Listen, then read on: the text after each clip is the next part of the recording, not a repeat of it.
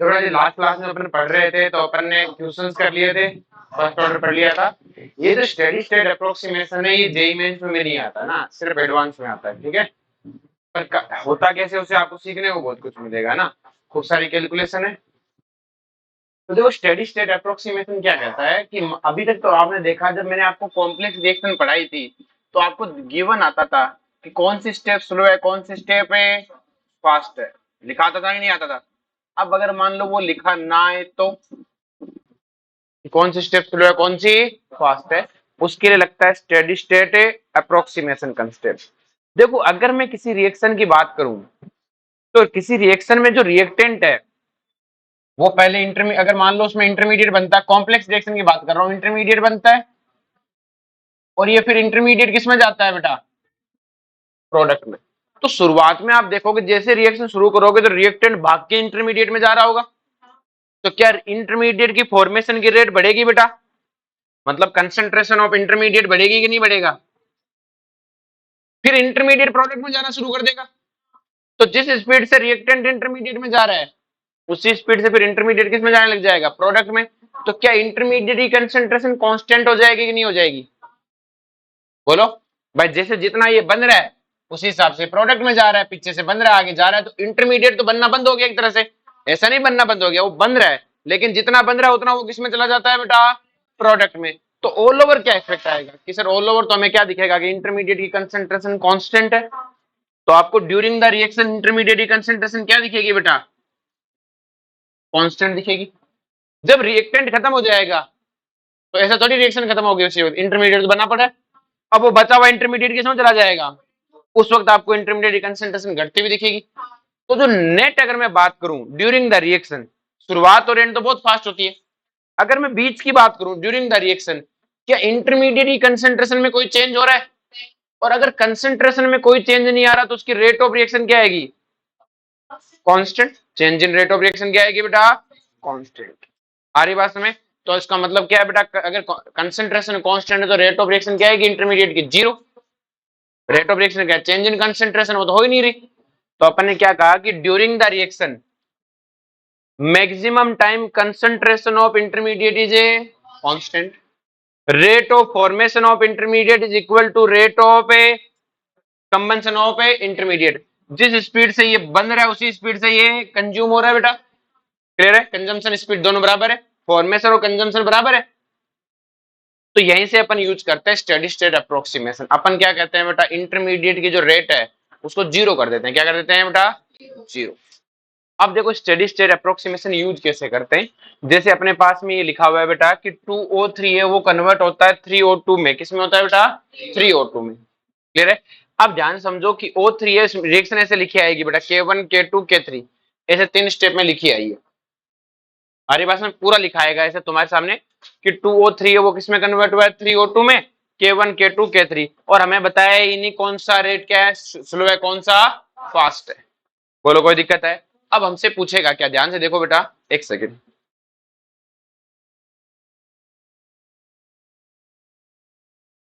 No, अब हमें rate लो लिखना है, थोड़ा सा रेट लो ध्यान से समझेंगे बेटा ना, मैथमेटिकल है पूरा का पूरा। देखो मेरे को पता है कि आप इन सब के लिए रेट लो लिख सकते हो, इन सब के लिए क्या लिख सकते हो बेटा, रेट लो लिख सकते हो। जितनी इक्वेशन है ना ये सब के लिए, कि सर कैसे, अगर मैं पहली इक्वेशन के लिए रेट लो लिखना चाहूं R1, तो क्या होगा बेटा, रेट कांस्टेंट K1, और इसका रिएक्टेंट कौन है, O3 की पावर 1। पावर 1 क्यों लिख दिया मैंने, क्योंकि हर स्टेप क्या है, एलिमेंट्री, और हर स्टेप क्या होती है, एलिमेंट्री। एलिमेंट्री में जो स्टोइकियोमेट्री है वही आपका ऑर्डर है। ये स्टेप भी एलिमेंट्री है, तो बताओ R2 किसके इक्वल लिखूंगा, K2 O2 O के बराबर, बोलो, और 1 1। तीसरी को क्या लिखूंगा बेटा, इक्वल टू K3, बोलो कोई दिक्कत है, ये हमने लिख लिया बेटा। आगे बात समझ में। अब आपको पता है बेटा कि जो R1 है वो किसके इक्वल है बेटा, K1O3 के। और आपको मैं अपन ने जो लो था जो सबसे पहले पढ़ा था, इसको अपन ने सूरज लो बोल दिया था इसके नाम से। अगर वो मैं लगाने की कोशिश करूं तो आपको पता है इसके लिए जो मैं क्या लिखूंगा बेटा, कि माइनस DO3 अपॉन ए DT इक्वल है DO2 अपॉन ए dt के, और इक्वल है dot अपॉन ए। इसको माइनस क्यों लिया, क्योंकि ये रिएक्टेंट था। और ये किसके बराबर होता है, रेट ऑफ रिएक्शन के। और रेट ऑफ रिएक्शन तो हमने पढ़ ली, इसके बराबर होती है। तो ये सब क्या है बेटा, बराबर। इसीलिए मैं सेकंड के लिए लिखना चाहूं तो क्या मैं ऐसा लिख सकता हूं, minus DO2 upon dt equal to minus DOT upon dt equal to DO3 upon a. और ये भी इस रिएक्शन की रेट के बराबर है, और इस रिएक्शन की रेट तो ये है, मैंने इसके बराबर लिख दिया। बोलो कोई दिक्कत है। अब ऐसे थर्ड वाले के लिए क्या लिख सकता हूं बेटा, minus DO3 upon D t minus DOT upon D T equal to half DO2 upon a. और ये किसके इक्वल है बेटा, थर्ड की रेट के इक्वल, और थर्ड की रेट तो इतनी है। अपन ने 3 नई इक्वेशन बना ली बेटा। बोलो यहां तक कोई दिक्कत है, एक सेकंड।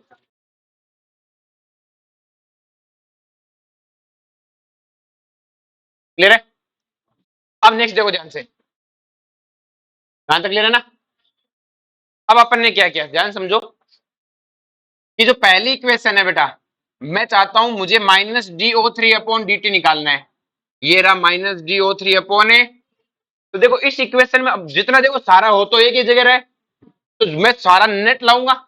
तो देखो DO3 अपॉन डी टी इसमें भी हो रहा है, इन तीनों का नेट आएगा। इसमें तो क्या हो रहा है, कंज्यूम हो रहा है, इसमें बन रहा है, इसमें कंज्यूम हो रहा है। तो नेट तो तीनों का जोड़ूंगा ही मैं। तो मैंने कहा मुझे minus DO3 upon D T चाहिए, क्या चाहिए, तो minus DO3 upon D t क्या इसके इक्वल है बेटा, K1O3 के इक्वल है। मैंने K1O3 ले लिया। अब इस वाले इक्वेशन में DO3 अपॉन डी टी की minus DO3 upon D T है, DO3 अपॉन डी टी, और मुझे क्या चाहिए, माइनस। तो क्या मैं दोनों तरफ माइनस से मल्टीप्लाई कर दूं, क्योंकि मुझे पता है ये इसके बराबर है। तो बताओ यहाँ पे क्या आएगा, माइनस K2O2O। बोलो लिख सकता हूँ नहीं लिख सकता, क्योंकि मुझे minus DO3 upon D T चाहिए, और वहां क्या लिखा है, DO3 अपॉन डी टी। तो माइनस कब आएगा, दोनों तरफ माइनस से मल्टीप्लाई कर दो, तो यहाँ पर भी माइनस आ जाएगा, और यहाँ पर भी क्या आ जाएगा।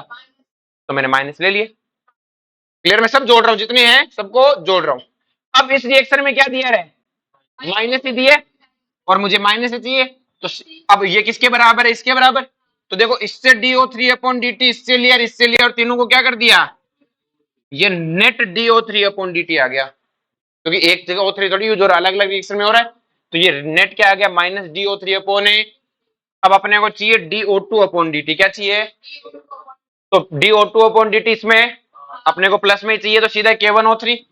लेकिन यहाँ तो बेटा minus DO2 upon D T, और अपने को क्या चाहिए, प्लस। तो इसको किससे मल्टीप्लाई करना पड़ेगा, माइनस से। तो ये तो प्लस हो जाएगा, और ये क्या हो जाएगा, माइनस। और नीचे वाले में एक और जगह DO2 ये रहा। लेकिन यहाँ हाफ अपने को क्या चाहिए, फुल। तो इसको दोनों तरफ 2 से मल्टीप्लाई कर दो। तो देखो 2 से मल्टीप्लाई करते ये तो DO2 अपॉन डी टी हो जाएगा, और 2 से मल्टीप्लाई करके ये आ जाएगा। देखो ये वाली चीज। बोलो कोई दिक्कत है। नेक्स्ट अपने को चाहिए DO2 अपॉन डी टी, क्या चाहिए बेटा, अब DOT अपॉन डी टी देखो इसमें प्लस में चाहिए, तो ये रहा, ये लिख दिया अपन ने। फिर अपने को पता है बेटा यहाँ पे क्या है, minus DOT upon D T, अपने को क्या चाहिए, प्लस। तो इस इक्वेशन को माइनस से मल्टीप्लाई करके ले आओ, ये रहा। फिर अपने को क्या चाहिए, प्लस चाहिए, और इसमें क्या है, माइनस। इसको भी माइनस से मल्टीप्लाई करके यहाँ ले आया। अब बेटा मुझे पता है कि ये क्या है, कि सर ये इंटरमीडिएट की रेट लो है, किसकी है बेटा, intermediate DOT upon D T. तो कि सर आपको क्या पता, क्योंकि मैंने कहा बेटा मेरी नेट रिएक्शन ये थी, ये मेरी क्या थी बेटा। और नेट रिएक्शन में जब मेरे पास में दिया ही नहीं है ओ, इसका मतलब ओ क्या है, फफूंद है। और फफूंद की रेट क्या आएगी बेटा, 0। इंटरमीडिएट है, ये क्या है, बोलो कोई दिक्कत है। तो क्या मैं इसकी रेट ऑफ रिएक्शन को 0 कर दूं बेटा, जो ये DO2 अपॉन डी टी इसको क्या लिख दिया, 0। अब देखो ध्यान से, मैंने इसमें क्या किया, K1O3 को उधर भेज दिया, K1O3 को उधर भेजा, तो क्या आएगा, माइनस K1O3 आएगा। भाई इधर प्लस है ना, पर अंदर से माइनस माइनस कॉमन लेके सबका माइनस हटा दिया मैंने। देखो इसको उधर भेजा तो माइनस आएगा, फिर सारे माइनस माइनस कट जाएंगे, और सब प्लस हो गए। अब देखो बेटा यहां से मैंने क्या ले लिया, O को कॉमन ले लिया, किसको कॉमन ले लिया, O को कॉमन लिया, तो बचा क्या बेटा, K2O2 प्लस ए। इसको इधर डिवाइड कर दिया, ये क्या आ गया बेटा मेरे पास, इंटरमीडिएट कंसेंट्रेशन। क्या आ गई बेटा, कि सर निकाली क्यों है, क्योंकि बेटा जो मैंने इनका रेट लो लिखा है, इसके अंदर क्या आ रहा है, इंटरमीडिएट आ रहा है। क्या आ रहा है, और इंटरमीडिएट अपने रेट लो में आना अगर इंटरमीडिएट कंसंट्रेशन आ गई तो हमसे नेट DO3/dt क्या आएगा कि के, देखो ध्यान से, K1O3 K2O2, अब यहाँ पे अपन ने O की वैल्यू रख दी, किसकी वैल्यू रख दी बेटा, O की वैल्यू। सेम कहानी यहाँ पर बेटा K3O3 और हमने यहाँ पे क्या रख दी बेटा, O की वैल्यू रख दी। ये क्या आ गया बेटा, नेट माइनस DO3/dt। आपसे एग्जाम में क्वेश्चन आता है, ठीक है, नहीं बोर्ड में नहीं आता, बोर्ड में जेई मेंस में नहीं आएगा, क्लियर है। नेक्स्ट देखो ध्यान से, DO2/dt कैसे निकालेंगे कि सर आप इन दोनों जगह पे क्या रख दो बेटा, O की कंसंट्रेशन रख दो। देखो K1O3 K2O2 O की जगह क्या रख दिया, कंसंट्रेशन, प्लस 2K3O3 O की जगह क्या रख दी बेटा उसकी, बोलो कोई दिक्कत है। जैसे अब ये रिएक्शन है 2A + 3B कन्वर्ट होता है 4C में, सेम काम इसके लिए करके दिखाना है, पर इसके लिए उसने किसी को इंटरमीडिएट कहा नहीं है, तो अपने लिए कोई इंटरमीडिएट है, अपने को सबसे पहले निकालना क्या है, माइनस DA/dt, dB/dt और dC/dt। तो देखो बेटा मैं सबसे पहले रेट फर्स्ट लिखूंगा, देखो R1 कौन सी है, फॉरवर्ड जाने की है, तो R1 किसके इक्वल होगा, K1A², देख लो K1A², बोलो कोई दिक्कत है। फॉरवर्ड जाते समय ये क्या है बेटा आपका रिएक्टेंट, तो K1A², बोलो कोई दिक्कत है। अब रिएक्शन अगर फॉरवर्ड वाले को देखो, बैकवर्ड भूल जाओ एक बार, तो फॉरवर्ड वाले का ये रिएक्टेंट और ये प्रोडक्ट, तो क्या आएगा बेटा, रेट ऑफ रिएक्शन किसके इक्वल आएगा, सूरज वाला मेथड लगाओ, माइनस DA/dt और उसको क्या कर दो बेटा, हाफ, क्या कर दो, इक्वल टू, फॉरवर्ड रिएक्शन का बी कौन है बेटा, प्रोडक्ट, तो इक्वल टू dB/dt और स्टोइकियोमेट्री से क्या कर दो, क्या आ गया बेटा R1, क्या आ गया। अब ये रिएक्शन बैकवर्ड भी तो जा रही है, बैकवर्ड जा रही है, तो बेटा बैकवर्ड का प्रोडक्ट रिएक्टेंट कौन है, बी, तो अपन क्या लिखेंगे, R2K2 और बी का पावर है क्यूब, क्योंकि हर स्टेप एलिमेंट्री है, मैकेनिज्म दे तो हर स्टेप क्या है, बोलो कोई दिक्कत। अब ये प्रोडक्ट, ये कौन है बेटा, रिएक्टेंट और ये कौन है, प्रोडक्ट, तो बेटा रिएक्टेंट की रेट क्या लिखूंगा, प्लस हाफ DA/dt और बी की रेट क्या लिखूंगा, -1/3 dB/A, बोलो कोई दिक्कत है। ऐसे ही मैं थर्ड रिएक्शन के लिए लिखूंगा, थर्ड रिएक्शन का भी रिएक्टेंट कौन है, बी, तो क्या आएगा R3 = K3B का क्यूब, ये तो रेट आ गया रेट लॉ से। अब हमें वो सूरज वाले मेथड से क्या लिखेंगे, -1/3 = 1/4 dC/dt। अब अपने को क्या चाहिए कि सर अपने को चाहिए -DA/dt, तो -DA/dt चाहिए, तो ये रहा -DA/dt, तो माइनस है तो अपने को यहाँ तो हाफ है, तो इसको 2 से मल्टीप्लाई कर दूं, K²। अब हमें माइनस चाहिए, यहाँ पे क्या है बेटा प्लस, तो इसको तो पहले तो माइनस से मल्टीप्लाई करो और फिर 2 को इधर ले आओ, तो क्या आ जाएगा, -2K2BQ, ये क्या आ गया बेटा, -DA/dt, पूरा नेट -DA/dt, इतना ये dB/dt चाहिए, तो देखो यहाँ पे तो क्या है बेटा dB/dt है, लेकिन 1/3 है, तो इस इक्वेशन को 3 से मल्टीप्लाई करूंगा तो ये dB/dt बन जाएगा, लेकिन यहाँ कितने से मल्टीप्लाई हो जाएगा, 3 से मल्टीप्लाई हो जाएगा। नीचे वाले में तो माइनस है, क्या है बेटा, अपने को क्या चाहिए, प्लस, तो इस इक्वेशन को किससे मल्टीप्लाई करना पड़ेगा, -3 से, -3 से करेंगे तो ये +3 हो जाएगा, कट जाएगा, तो ये माइनस कितना आ जाएगा, 3K2B³। ऐसा ही बेटा अभी एक और जगह ये लिखा रहा dB/dt, इसको भी किससे मल्टीप्लाई करेंगे, -3, और ये अपने पास क्या आ गया बेटा, dB/dt।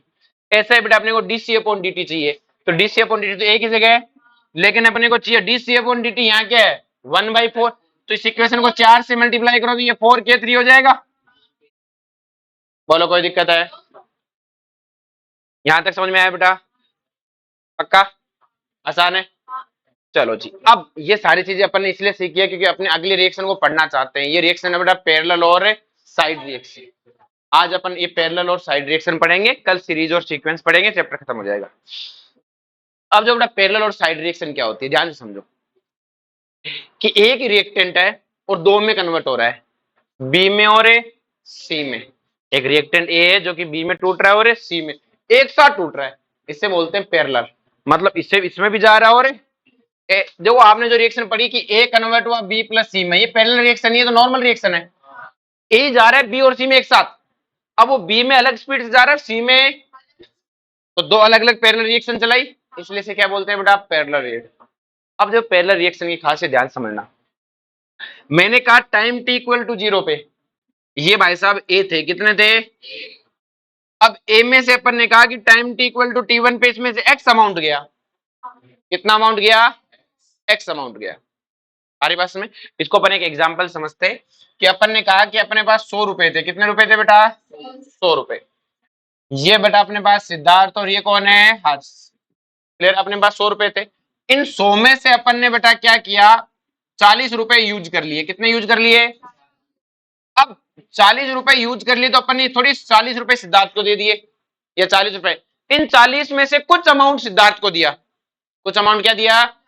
तो हमने कहा सिद्धार्थ को x1 अमाउंट गया, कितना गया? और y1 किसको गया बेटा? ये x2 किसको गया? हर्ष को। आ रही बात में? और ये x1 प्लस x2 किसके इक्वल होगा बेटा? 40 के। तो अपन 40 के हिसाब से नहीं बोल रहे, मैं ये नहीं कहता 40 रुपए सिद्धार्थ को दिए ना, मैंने कहा 40 टोटल थे, उनमें से कुछ पार्ट सिद्धार्थ को दिया, कुछ पार्ट है हर्ष को। तो मैंने कहा कि टोटल अमाउंट मेरे पास x था, कितना? a था, a में से x चला गया, तो ये तो a माइनस एक्स बचा। उस x में से कुछ x1 अमाउंट तो गया, एक और x2 अमाउंट गया c को, ये b को गया और ये c को। अब देखो ध्यान से, मुझे पता है कि, ध्यान समझना, कि इसके एक से कितना बनता है? n। कितना बनता है? n। तो x1 से कितना बनेगा? मैं ऐसा लिख सकता हूं nx1, इसको मैंने y लिख दिया, क्या लिख दिया?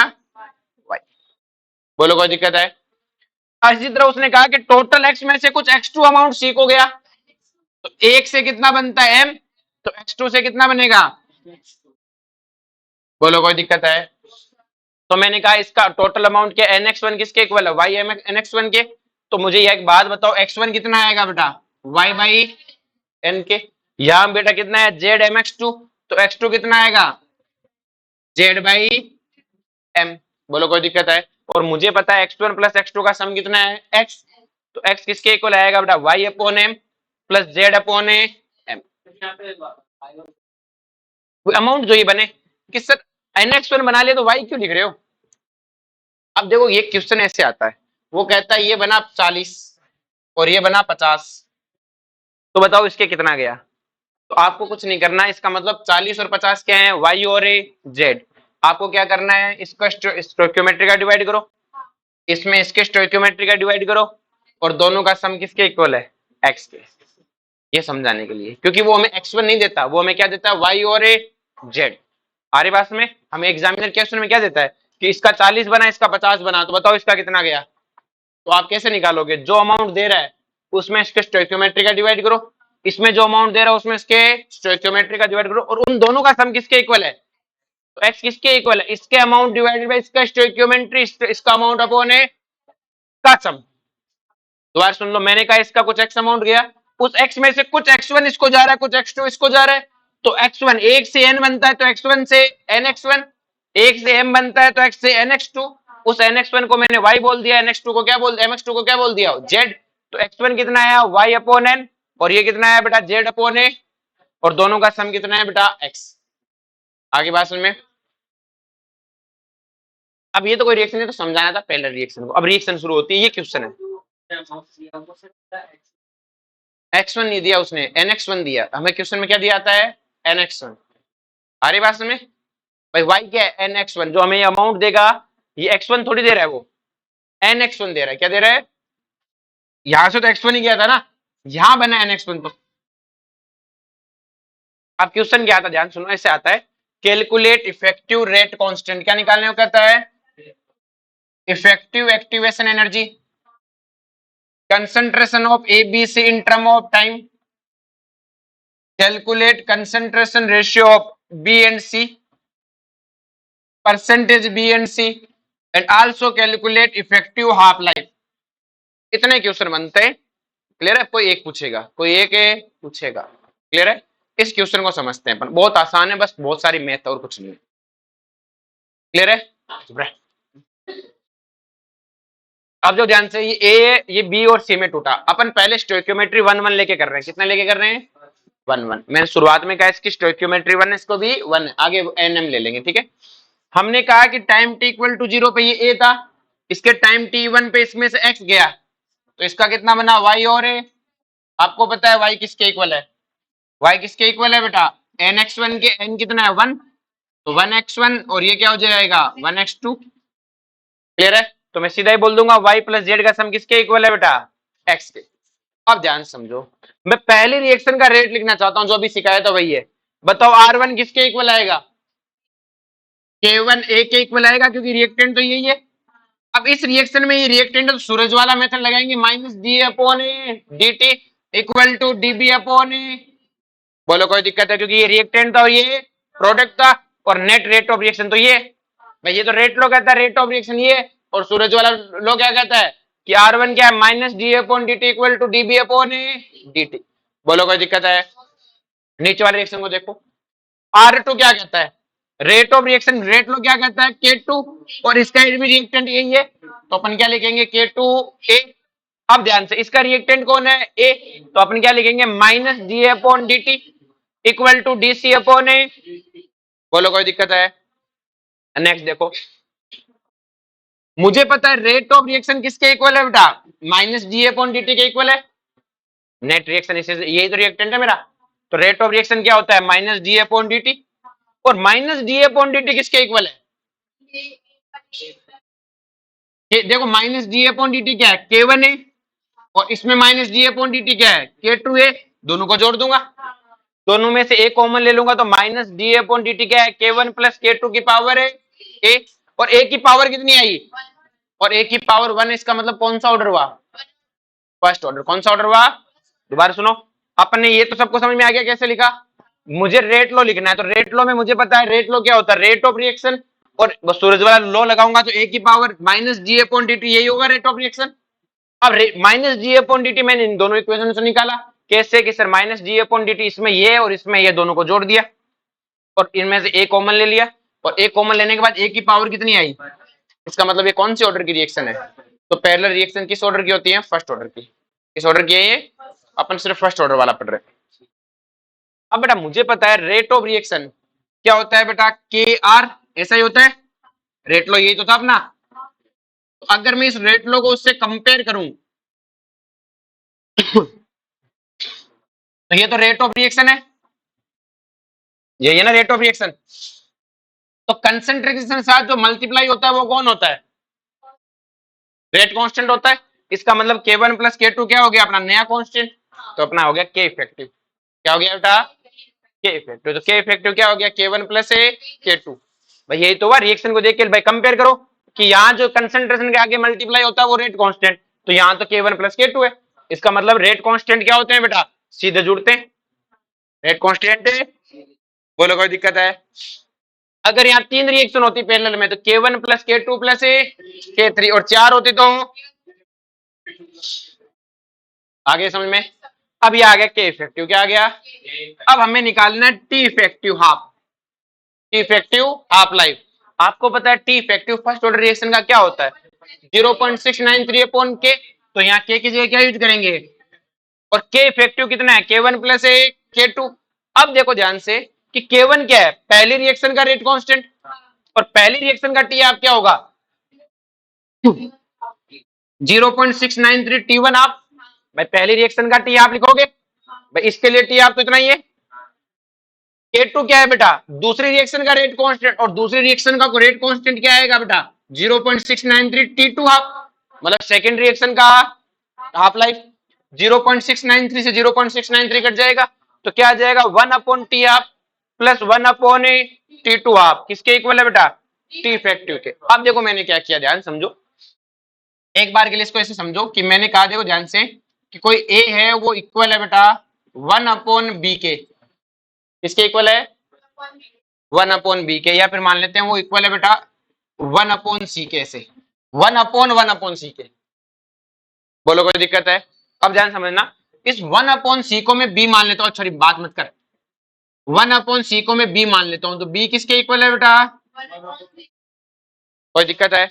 मैं रेसिप्रोकल करूंगा तो क्या आएगा 1 अपॉन ए किसके इक्वल आएगा बेटा बी के, 1 अपॉन बी किसके आएगा बेटा बी के, और बी की वैल्यू कितनी है, तो 1 अपॉन ए किसके इक्वल आया, ये आया। अब देखो बेटा यहाँ पे यही तो कहानी है, देखो 1 अपॉन टी यहाँ पे, मैं एक बार के लिए इस पूरी वैल्यू को बी मान लेता हूँ। कितना मान लेता हूँ? बी। तो क्या ये 1/b होगा? 1/b किसके इक्वल है बेटा? टी इफेक्टिव के। तो आप देखो ध्यान से कि टी इफेक्टिव का हाफ किसके इक्वल है बेटा? 1/b के इक्वल। इस पूरे डब्बे को मैंने बी मान लिया और इसका रेसिप्रोकल करूंगा तो क्या आएगा? 1/ का हाफ किसके इक्वल है बेटा? बी के इक्वल है। और बी की वैल्यू ये है, तो जैसे रखोगे तो ये आ जाएगा। तो इसका मतलब अपन ने, आप डेरिवेशन से कोई मतलब नहीं, अपन ने क्या सीख लिया? सीधा सीधा ही अपने को तो इन रिजल्ट से मतलब है। रेट कांस्टेंट तो जुड़ते हैं और टी इफेक्टिव जुड़ती है, लेकिन पैरेलल में। याद करो रेजिस्टेंस जैसे जोड़ते थे ना पैरेलल में, तो टी आपको कैसे जोड़ना है कि जैसे पैरेलल में जोड़ते थे वैसे ही। आगे बात में इस तरह से बोलो, कोई दिक्कत है? पक्का कि हाफ लाइफ ऐसे जुड़ती है। अब क्वेश्चन मैं निकालूंगा ऐसे क्या, अगर वो हाफ लाइफ दे दे, पहले रिएक्शन का हाफ लाइफ, दूसरे रिएक्शन का हाफ लाइफ, तो उनका रेसिप्रोकल करके जोड़ दो, मतलब पैरेलल वाले तरीके से निकाल लो। लेकिन अगर वो रेट कांस्टेंट दे तो मैं क्यों निकालूंगा? मैं सीधा के इफेक्टिव निकाल के इसी से कर दूंगा। 0.693 अपॉन के इफेक्टिव में फंसूंगा कि उसमें। अब नेक्स्ट देखो, अपने को पता है के इफेक्टिव किसके इक्वल है बेटा? और के इफेक्टिव आपको पता है के एक रेट कांस्टेंट है, तो आरएनएस इक्वेशन क्या होती है? ए ई की पावर माइनस ई अपॉन आर टी। तो मैंने देखो के इफेक्टिव की जगह क्या लिख दिया? ए इफेक्टिव ई की power minus E effective upon A R T. मैंने इसको इसका फॉर्मूला लिख दिया। क्या मैं ऐसा ही के1 के लिए लिख सकता हूं? के1 के लिए क्या आएगा? ए1 ई की पावर माइनस ई ए वन आर टी। इसी तरह के2 के लिए क्या आएगा? ए2 ई की power minus e a to r t. K one k two के रेट लिख दिया बेटा। अब अगर मैं पूरी इक्वेशन को टी के रेस्पेक्ट में डिफरेंशिएट कर दूं, क्या कर दूं बेटा? तो मुझे एक बात बताओ, क्या आपको ई की पावर एक्स का डिफरेंशिएशन आता है बेटा? ई की पावर एक्स का डिफरेंशिएशन क्या होता है? ई एक्स ही होता है। ई की पावर स्क्वायर का डिफरेंशिएशन क्या होता है? पहले ई की पावर देखो, ई का तो ई एक्स स्क्वायर हो गया। अब इस एक्स स्क्वायर का डिफरेंशिएशन कर दो, कितना आएगा? 2x। आगे बात समझ में आसान है। तो देखो मैं इसको पूरे को टी के रेस्पेक्ट में डिफरेंशिएट कर रहा हूं। सामने देखो, तो देखो ये इफेक्टिव तो कांस्टेंट है, इसका डिफरेंशिएशन इसका सेम डिटो रहता है। अब ऊपर वाले का डिफरेंशिएशन करना। ऊपर क्या है बेटा? देखो 1/t का डिफरेंशिएशन क्या होता है? -1/t²। बोलो ये होता है ना। तो देखो बेटा माइनस ई इफेक्टिव आर टी, तो देखो इसका डिफरेंशिएशन करना है। माइनस ई इफेक्टिव अपॉन आर टी का डिफरेंशिएशन क्या होगा बेटा? माइनस ई ए आर, और 1/t का क्या होगा? -1/t²। माइनस से माइनस कट जाएगा। तो मैंने इस तरह देखो डिफरेंशिएशन किया, तो ये तो पहले ऐसे कैसे रह गया। फिर ऊपर वाले का डिफरेंशिएशन किया, वो क्या है? ई इफेक्टिव अपॉन आर टी²। सेम कहानी इसके साथ होगी। पूरे के साथ डिफरेंशिएट किया पूरी इक्वेशन को, तो ये वापस देखो a1 का a1 और इसका डिफरेंशिएशन तो वही रहता है बेटा सेम। और इसके जो पावर है उसका डिफरेंशिएशन क्या हो गया? e1/r t²। सेम कहानी बेटा। देखो ये एज इट इज रह गया। a2 का a2, इसका डिफरेंशिएशन तो यही होता है। और इस ऊपर वाली पावर का डिफरेंशिएशन क्या हो गया? e² कॉमन टर्म देखो बेटा r t² है, चारों तरफ r t² कट गया। अब देखो बेटा कि ये जो ये टर्म है, इसको जिसको मैंने गोले में पैक किया है, क्या ये के इफेक्टिव की वैल्यू थी? तो क्या मैं इसको वापस से के इफेक्टिव लिख दूं? तो ये तो हो गया के इफेक्टिव। साइड में क्या आ गया? ये इफेक्टिव। क्या आ गया? इस गोले वाले को वापस से के1 लिख दूं, तो क्या हो गया? के1 है E1, इसको के2, ये तो के2 हो गया ये। तो मुझे बताओ ये इफेक्टिव क्या आ गया? K1 E1 K two E2 divided by k effective. तो अगर मान लो एन ऑर्डर होता तो क्या लिखते? के1 E1 के प्लस के2 E2 प्लस के3 E3 divided by k effective. ये क्या आ गया बेटा? ये इफेक्टिव। क्या दो डेरिवेशन समझ में आ गए बेटा? 1/t का डिफरेंशिएशन करना क्लियर है? अब देखो बेटा जान, इतना समझ में आया। अब नेक्स्ट देखो, अपन ने अभी पढ़ा -d/dt इसके बराबर था। मैं क्या करता हूं बेटा, इसको ऐसे लिख सकता हूं। देखो a को इधर ले आऊं तो -da/a इक्वल टू क्या बचेगा? k1 plus k2 dt। dt को उधर भेज दिया बेटा जी, और a को इधर ले आया। अब मैं इसका इंटीग्रेशन कर रहा हूं। क्या कर रहा हूं बेटा? 0 से टाइम t तक रिएक्टेंट की इनिशियल कंसंट्रेशन कितनी थी? 10 नॉट। किसी टाइम टी पे कितनी होगी 80, और इसका डिफरेंशिएशन करूंगा तो आपको पता है बेटा minus D upon D T का इंटीग्रेशन डिफरेंशिएशन क्या होगा minus L N A, limit क्या है ए नोट से 80, और यहाँ पे k1 प्लस k2 का क्या होगा बेटा k1 प्लस k2 टी, और लिमिट 0 से t है बेटा, लिमिट क्या है, और आपको बता 0 से t लगाऊंगा तो यही है ना। अब बेटा इसमें मैं 0 ए नोट से 80 है तो देखो इसको लिखूंगा तो क्या आएगा minus L N 80 plus L N A naught, क्योंकि बाहर माइनस है ना, और इसका वो लिखूंगा तो क्या आ जाएगा एल एन 80 अपॉन, एक सेकंड अपन ने कुछ गलत तो नहीं किया ना, एक सेकंड, हाँ ठीक है, अपन माइनस अंदर मल्टीप्लाई नहीं करवा रखा इसने, सीधा लिख दिया माइनस उधर भेज दिया, इसलिए क्या अपना तो ये आना चाहिए था ना L N A naught upon 80 equal to k1 plus k2 T आना चाहिए। अब बेटा इसको उल्टा करूं तो क्या हो जाएगा L N 80 upon minus equal to k1 plus ये आएगा, और माइनस को मल्टीप्लाई कर दो इधर प्लस हो जाएगा इधर, ये स्टेप सीधे लिख दी। तो अपने पास क्या है L N 80 upon N naught equal to minus k1 plus k2 T, जो बेटा मैथमेटिक्स है ध्यान समझो। अब आपको पता है ये एल एन है, इस एल एन के बेस कितना होता है लॉग बेस ई, तो अगर मैं इसका एंटी लॉग लूंगा तो क्या होगा बेटा देखो, आपको पता है log e की पावर x इक्वल टू अगर y है तो x कितना होगा e की पावर y, तो देखो बेटा ये तो x, ये कौन है बेटा आपका x है, कौन है इसके बेस में कौन है e, तो जैसे इसको उधर भेजूंगा तो क्या आएगा 80 upon A naught equal to e की power minus k1 plus k2 T, और अब 80 की ए नोट को उधर भेज दूंगा तो क्या आ जाएगा 80 equal to A note e की power minus k1 plus k2, कौन कौन सा ई ए, ये वाला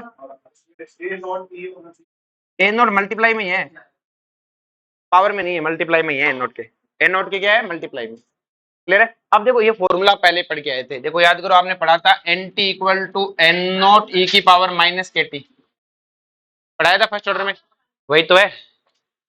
एन नोट क्या था एन टी क्या था रिएक्टेंट की कंसंट्रेशन, उसको 80 लिख दिया, एन नोट को एन नोट ई की पावर के टी था, अब यहाँ k1 प्लस k2, बोलो कोई दिक्कत है, ये अपने पास क्या आ गया बेटा 80, क्या आ गया 80। अब ध्यान से हमें निकालना है डीबी अपॉन डी टी, क्या निकालना है, तो डीबी अपॉन डी टी अगर मैं रिएक्शन में देखूं ध्यान से देखो, तो डीबी अपॉन डी टी किसके इक्वल होगा, सिर्फ k1 ए के इक्वल होगा, बाकी तो है ही नहीं कहीं पर भी, तो मैं क्या लिखूंगा बेटा देखते जाओ, मैथ तुम्हें बहुत पसंद है ना, DB upon D T equal to k1 A T है, k1 ए का मतलब किसी टाइम टी पे एक ही कंसेंट्रेशन, और 80 आप निकाल के लाए हो यहाँ रख दो, तो फॉर्मूला क्या हो गया k1 ए नोट ई की power minus k1 plus k2 T. अब बेटा मैंने क्या किया db और dt को इधर भेज दिया, और k1 ए नोट को ले लिया बाहर, इंटीग्रेशन कर दिया यहाँ जीरो से, देखो जीरो से b क्यों किया, क्योंकि रिएक्टेंट पहले क्या प्रोडक्ट क्या था जीरो, बाद में कोई b तक पहुंच जाएगा, तो ये जीरो से b और टाइम जीरो से t, तो b इक्वल टू, अब इसका इंटीग्रेशन करें देखो k1 ए नोट, अब किसी की पावर का e की पावर k का kx का इंटीग्रेशन क्या होता है बेटा 1 अपॉन k e की पावर kx, तो इसका करेंगे तो k1 अपॉन k2 नीचे आ जाएगा, और वो भी माइनस का क्योंकि बाहर माइनस था, ये बाहर आ जाएगा ना ये डिवाइड में, और इसका तो इंटीग्रेशन यही रहता है, और लिमिट क्या है जीरो से t, लिमिट क्या है जीरो से, तो अब देखो ध्यान से समझते रहना, अपने इसको जीरो से t लिमिट लगानी है, तो ये तो देखो डिटो की डिटो मैंने वापस लिख दी, ध्यान से समझते रहो साथ साथ में, क्लियर है। अब बेटा जीरो से t लगाना है लिमिट, तो t रखूंगा तो यही आएगा, और जब t की जगह जीरो रखूंगा तो e की पावर क्या हो जाएगा जीरो, और e की पावर जीरो क्या होता है 1, तो ये फॉर्मूला बना, बोलो यहां तक कोई दिक्कत है, तो अपना फॉर्मूला क्या, अब देखो ध्यान से अंदर माइनस था, माइनस अंदर मल्टीप्लाई कर दिया, तो क्या हो गया बेटा k1 N naught k1 plus k2 1 minus e की power minus k1 plus k2 t, ये किसकी कंसेंट्रेशन आ गई बेटा v की, किसकी आ गई, अब हमें चाहिए dc अपॉन dt, क्या चाहिए बेटा, अब देखो ध्यान से dc अपॉन dt क्या होता है बेटा k2 80, कहां पे यहाँ पे बेटा a तो है इनिशियल कंसेंट्रेशन, और जबकि मैं जो पता रिएक्शन में तो 80 हो रहा है ना, जब रेट निकालूंगा तो किसी टाइम t पे एक ही कंसेंट्रेशन लूंगा ना, हमारे पास में एक ही कंसेंट्रेशन तो वेरिएबल है ना, तो वो ऊपर वाले इक्वेशन से डी वो लिया सेम। अब आप देखोगे, ध्यान से देख लो एक बार फिर से, डीसी अपॉन डी टी किसके इक्वल है, के टू ए का मतलब किसी टाइम टी पे कंसेंट्रेशन। अब देखो ये तो वही इक्वेशन बन गई फिर से, देखो ये वाली DB upon D T equal to के वन ए टी, यहां तक क्या था के टू ए टी। तो मुझे पता है दोबारा सोल्व करने की जरूरत है, ए टी की वैल्यू रखूंगा यही बनेगा। तो बस डिफरेंस क्या है, के वन के टू का तो डिफरेंस है। तो इस डेरिवेशन में जहां के वन था वहां क्या रख दो, ये किसका आ गया बेटा, सी का। बोलो कोई दिक्कत है, दोनों का फॉर्मूला डिटो सेम आ गया। अब देखो ध्यान से, अगर मान लो अगर ऐसा होता कि रिएक्शन में ए और बी में, अभी तो मैंने वन वन माना था, अगर मैं वन वन नहीं मान के यहाँ एन और एम मानता तो क्या होता। तो देखो बेटा ध्यान से, रेट आर वन कैसे लिखी जाती है बेटा, K one A minus D A upon D T, one upon N A D B upon D T. इसी तरह आर टू क्या लिखी जाती है, K two A minus D A upon D T equal to one upon M A D C by D T. और आपको पता है बेटा ध्यान से, अब इससे देखो ध्यान से, डीए को कोई फर्क नहीं पड़ता, आप डीए की रेट लिख के देखो, minus D upon D t क्या आता है बेटा, के वन ए के टू ए। तो क्या डीए तो अब भी वही रहेगा बेटा, लेकिन डीबी अपॉन डी टी वही रहेगा। कैसे, देखो यहाँ वन अपॉन एन है, तो देखो इक्वेशन में अपने पास में ये रहा, डीबी अपॉन डी टी क्या होता है, वन अपॉन एन होता है यहाँ पे, इक्वल टू के वन एटी। तो ये एन एटी यहाँ पे आ जाता है बेटा, ये यहाँ पे रहता, यहाँ पे रहता, फिर यहाँ रहता, और लास्ट में यहाँ आ जाता। ऐसे ही बेटा जो सी में वन अपॉन एम है, तो यहाँ वन अपॉन एम होता, वो यहाँ रहता, मतलब यहाँ से यहाँ आ जाता, और रोते हुए यहाँ आ जाता। इसका मतलब मेरा नया डेरिवेशन क्या हो गया कि अगर एन और एम होगा तो डेरिवेशन पूरा सेम रहेगा, यहाँ कौन आ जाएगा एन और यहाँ कौन आ जाएगा एम। तो देखो इस डब्बे को जिसको बनाया इसके अलावा पूरा डेरिवेशन सेम है, पूरा डेरिवेशन क्या है, यहां तक समझ में आया। नेक्स्ट देखो, ये तो हो गया, देखो ध्यान से एबीसी की वैल्यू, किसकी वैल्यू होगी बेटा, एबीसी, हमें एबीसी की वैल्यूज पूछता है। अब जो पूरा खत्म करके रुकेंगे। अब नेक्स्ट क्या पूछता है, ध्यान समझो कि बी और सी का रेशियो क्या पूछता है, ये सबसे आसान क्वेश्चन है जो सबसे ज्यादा पूछा जाता है, नीट में पूछ लेते हैं। देखो बी और सी का रेशियो निकालना है, तो दोनों को डिवाइड कर दो, क्या कर दो, तो सारा कट जाएगा, क्या बचेगा, तो अगर एन एम है तो एन एम बचेगा, और एन एम नहीं है तो के वन ए, और एन एम होता तो एन के वन एन ए। तो अब आपसे मोस्ट ऑफ क्वेश्चन तो ये आता है बी और सी का रेशियो बताओ, के वन अपॉन ए, आसान है, इस पूरा डेरिवेशन में मोस्ट ऑफ क्वेश्चन यही है, बी और सी का रेशियो बताओ। अगर चार रिएक्शन होगा तो बी और डी का रेशियो बताओ, आसान है।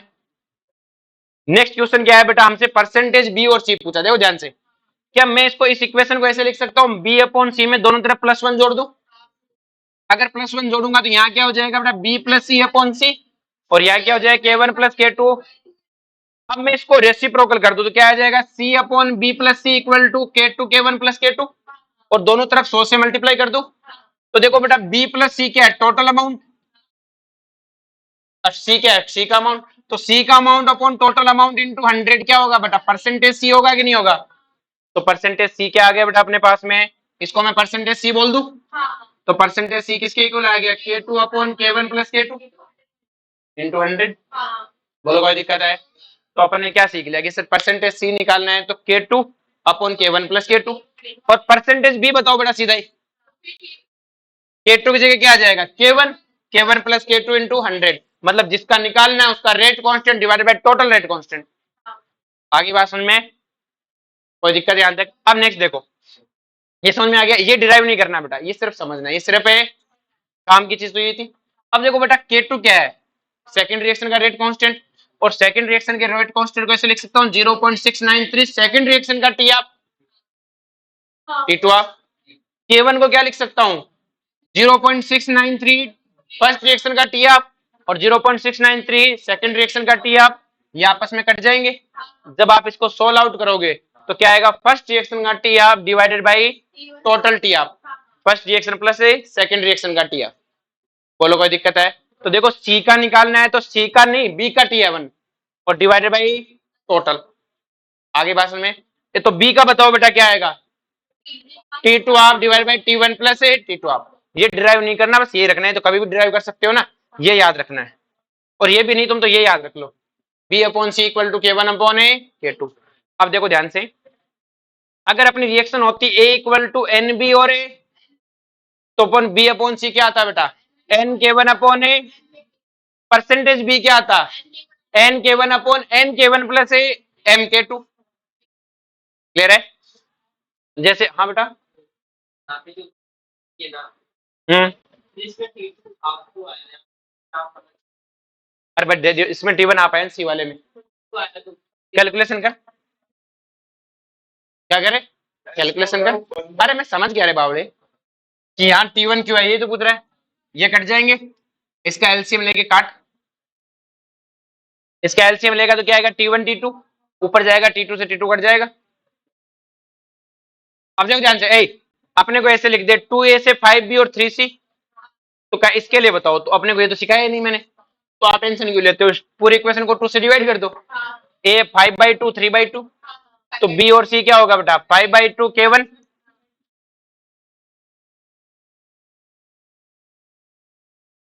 5/2 k1 3/2 k1, 2 से 2 कट गया, क्या फर्क पड़ा गया इसका, इस नंबर का कोई एक के साथ कोई फर्क है, मैंने कहा a k1 है बेटा 7/3 और ये 5/2, तो क्या होगा बेटा b अपॉन c क्या होगा 7/3 k1 और 5/2 k2।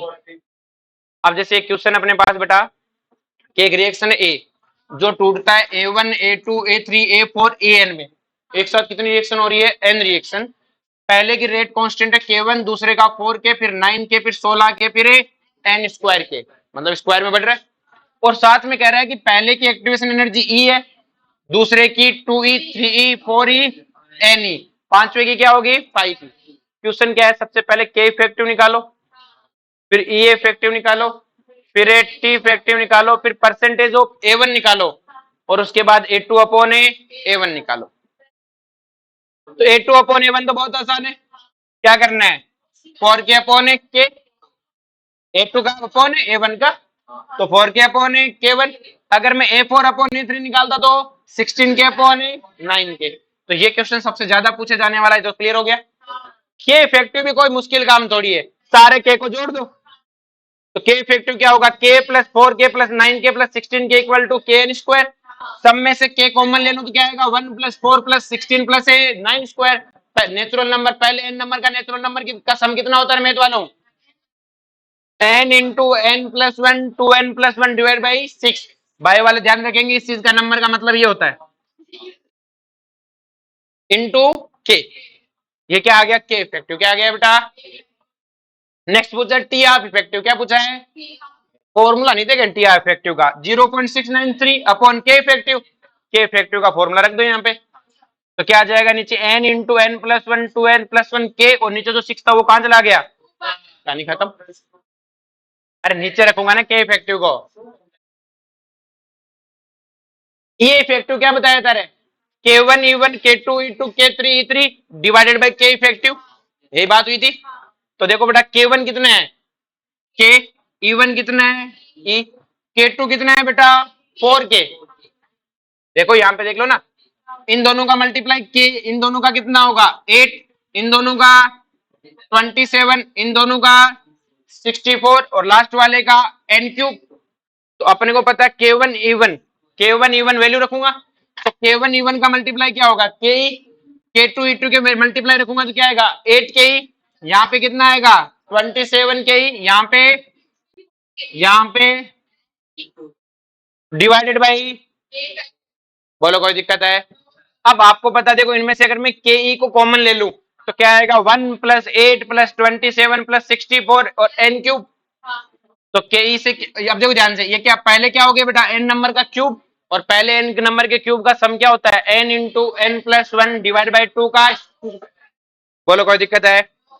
अब ध्यान से, मुझे पता है ये तो के ई है, और के इफेक्टिव का भी मैं निकालने सीख के आया था, इसकी वैल्यू रख दी बेटा, ये रही, के से के कट जाएगा, ध्यान से एन स्क्वायर से देखो एक एन से एक एन कट जाएगा, एन प्लस 1 का स्क्वायर से एक एन प्लस 1 कट जाएगा, इसको सोल्व करूंगा तो बेटा ये आएगा 6 और 2 या 6 कितना हो जाएगा 4, और ये कट कटा के कितना आएगा 3/2 जो भी है, बोलो कोई दिक्कत है। नेक्स्ट पूछा उसने परसेंटेज ए, तो बेटा परसेंटेज बी कैसे निकाला था बेटा, K2 अपॉन के, टोटल के इफेक्टिव लिखा था, तो यहाँ पर क्या होगा K1 upon K1 plus K2 plus K3 सबका सम, और K1 plus K2 plus K3 का सम कितना होगा बेटा K अपॉन K इफेक्टिव, और K इफेक्टिव की वैल्यू कितनी है बेटा अभी निकाले ये वाली, तो K से K कट जाएगा, 6 ऊपर जाके ये वाली वैल्यू आ जाएगी। अबे गधे वो 4 होगा, 2 का स्क्वायर। अब नेक्स्ट पूछा A2 अपॉन A4, तो A2 अपॉन A4 क्या होगा 4 के अपॉन A, सबसे ज्यादा पूछे जाने वाला क्वेश्चन है कौन सा, ये वाला। ये इफेक्टिव क्या होता है K1 E1 K2 E2 K3 E3 divided by K effective, तो मैंने वैल्यू रख दी, वैल्यू रखी तो यही आया ना, divided by K effective.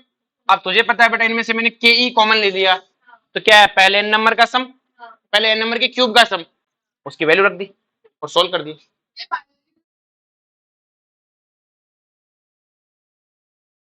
Next देखो एक क्वेश्चन है ए है वो बी, लास्ट क्वेश्चन है सुन ले सॉरी, एक ए वो बी और सी में जाता है, ये K1 और K2 है। K1 दिया 9 इंटू 10 की पावर -5, K2 दिया 10 की पावर -5, क्वेश्चन में गिवन है, कहता है परसेंटेज बी निकालो प्रोडक्ट में, तो परसेंटेज बी तो बहुत आसान है, क्या होगा बेटा K1 अपॉन ए इंटू 100, तो परसेंटेज बी तो हो गया। नेक्स्ट कहता है 80 अपॉन बीटी निकालो, 80 अपॉन ए जब 10 की पावर 5 मिनट पे, टाइम भी दे रखा है, कब निकालना है जब बेटा टाइम कितना होगा 10 की पावर 5 मिनट। तो देखो ये क्वेश्चन तो बहुत फेमस है और ये तुम सब कर लोगे, ये क्वेश्चन अनकॉमन है, इसको देखते हैं। मुझे पता है बेटा अभी मैंने बी का फॉर्मूला निकाला था बीटी का, इसी टाइम टी पे ये तो निकाला था, ये तो परसेंटेज बी का है, हमें निकालना है क्या निकालना है 80 अपॉन बीटी का। अभी तुम्हें 80 का फॉर्मूला निकालना था ए नोट ई की पावर ये वाला, और बीटी का फॉर्मूला क्या आया था K1 ए नोट ये वाला, बोलो कोई दिक्कत है, यहां से K1 प्लस K2 ऊपर चला जाएगा, तो क्या हो जाएगा K1 प्लस K2, ए नोट से ए नोट कट जाएगा, तो नीचे क्या बच जाएगा बेटा सिर्फ एक K1, ऊपर क्या आएगा बेटा e की power minus K1 plus K2t, और नीचे क्या आएगा 1 माइनस e की power minus K1 plus K2t। अब देखो बेटा K1 कितना दे रखा है बेटा अपने को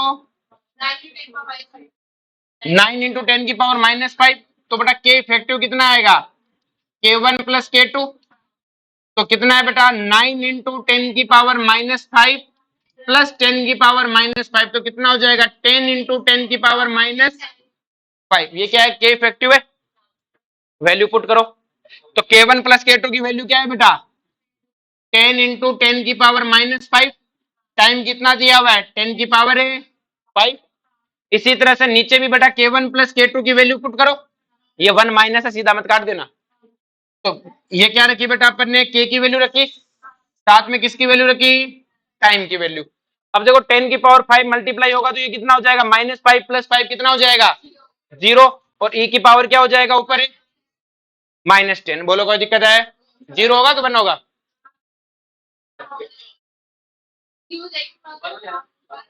वो 1 है साइड में हट जाएगा, तो ऊपर क्या बचेगा e की पावर -10, ऐसे ही बेटा नीचे क्या बचेगा e की पावर -10, और बेटा देखो ध्यान से अपने ये भी रख K1 प्लस K2 की वैल्यू यहाँ बाहर भी रख दी अपन ने, और नीचे K की वैल्यू रख दी, -5 से -5 कट गया, बचा क्या 10/9, और यहाँ से क्या बचा e की पावर -10, और नीचे क्या बचा 1 माइनस e की पावर -10। अब देखो ध्यान से मैं इसको क्या कर रहा हूँ बेटा ध्यान समझना, 10 की पावर 9 e की पावर -10, अपने गलत कर दिया कुछ,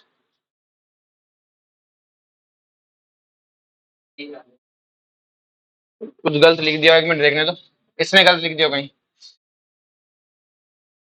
मिट पे, देखो 10/9 है, अच्छा अगर मैं नीचे से e की पावर -10 को कॉमन लूं तो बाहर क्या जाएगा e की पावर -10, 1 अपॉन e की पावर -10 -1, ऐसे ही आएगा, e की पावर -10 से e की पावर -10 कट जाएगा, क्या बचेगा बेटा 10/9,